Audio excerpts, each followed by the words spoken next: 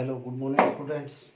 आज हम आपको चैप्टर 3 के बेसिक कंसेप्ट करवाएंगे, जिसके अंदर पिछली वीडियो में आपको सेकंड चैप्टर हमने कंप्लीट कर लिया दिया, जिसमें आप सभी स्टूडेंट्स ने नोटबुक कंप्लीट कर ली होगी और सभी स्टूडेंट्स 2.5 के लास्ट जो क्वेश्चन है उसकी फ़ोटो मेरे पर्सनल नंबर के ऊपर सेंड करेंगे।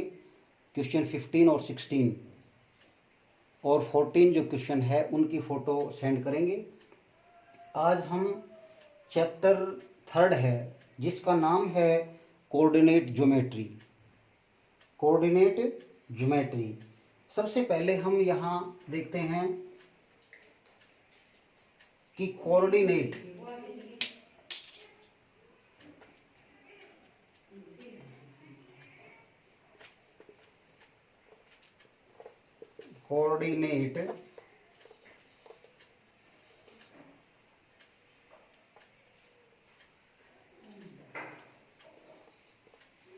ज्योमेट्री।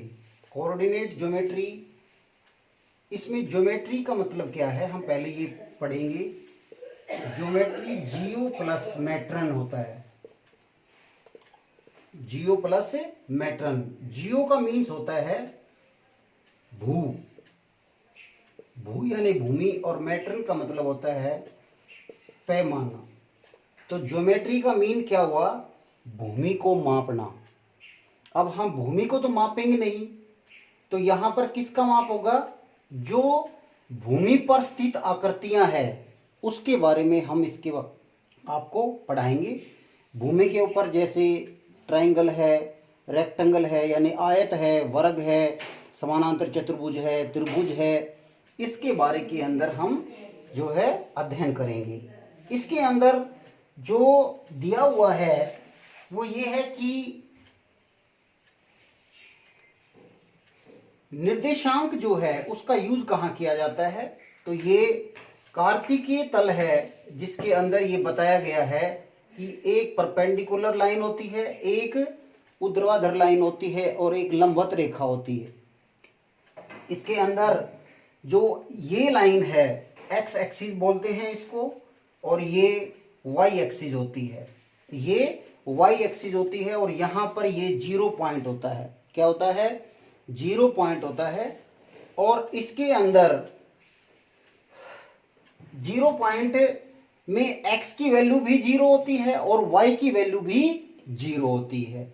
मान लीजिए कोई भी अगर हम पॉइंट लें 3 और 5, तो ये हमारे पास एक तो ये पॉइंट हो गया, एक मान लीजिए -3 और +4, एक ये पॉइंट हो गया।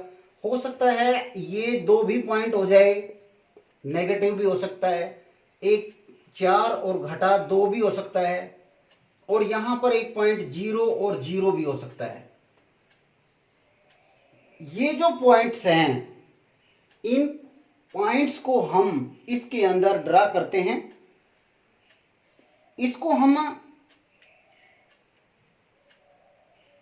कार्तिकीय पद्धति के आधार पर कहा जाता है कि जब एक तल पर एक बिंदु की स्थिति का निर्धारण करने के लिए जो प्रयुक्त की जाती है, मान लीजिए एक बिंदु है, यहां पर कोई भी बिंदु है, उसको निर्धारण करते हैं, उसकी स्थिति को निर्धारण करते हैं, तो उसको हम कार्तिकीय पद्धति के आधार पर कहा जाता है। जो हमारी क्षैतिज रेखा होती है वो एक्स एक्स होती है। ये जो क्षैतिज रेखा है इसको हम कहते हैं क्षैतिज रेखा।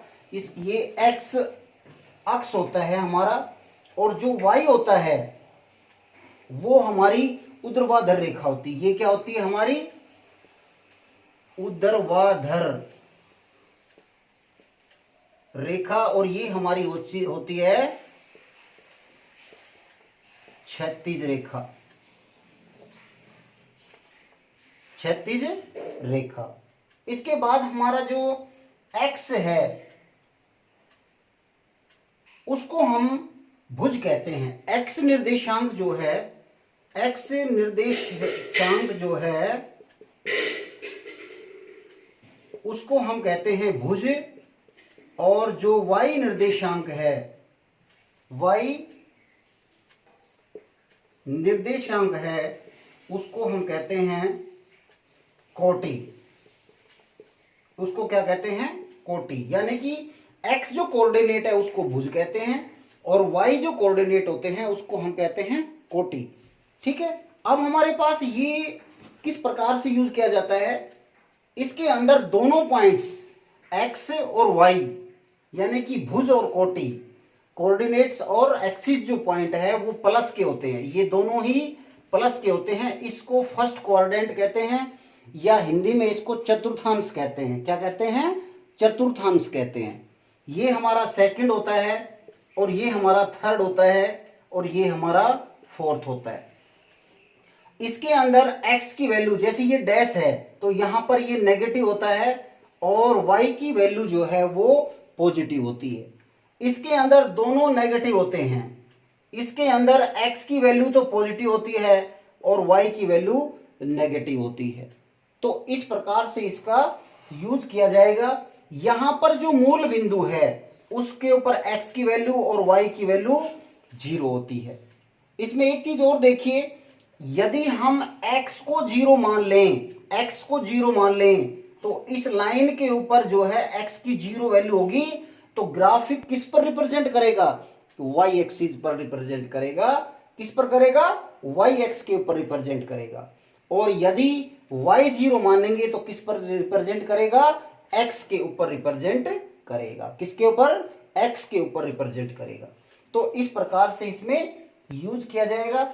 अब मान लीजिए कोई भी पॉइंट्स आप ले लीजिए, इस एक्सरसाइज के अंदर जो दिए जाएंगे वो पॉइंट्स दिए जाएंगे किस प्रकार से, मान लीजिए यही पॉइंट हम लें, पहला पॉइंट 3 और 4, तो यहां इक्वल ग्राफिक में जब रिप्रेजेंट करेंगे तो ये बराबर पार्ट होते हैं सभी में, ऐसे इस प्रकार से ये ऐसे पार्ट होते हैं बराबर बराबर।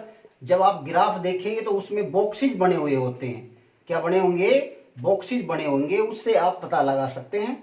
ये हमारा 1 हो गया, 2 3 4 और 5, यहां पर ऐसे ही 1 2 3 4 और 5। इसी प्रकार यहां माइनस के हो गए, -1 -2 -3, इस प्रकार से -1 -2 -3। अब ये देखिए 3 और 5, तो यहां पर x की वैल्यू क्या है, 3, x की वैल्यू ये हो गई 3 और y की वैल्यू क्या है 5। तो हम पहले इसको ऐसे सीधे चलेंगे और यहां पर इसके बराबर ये आ जाएगा आपका।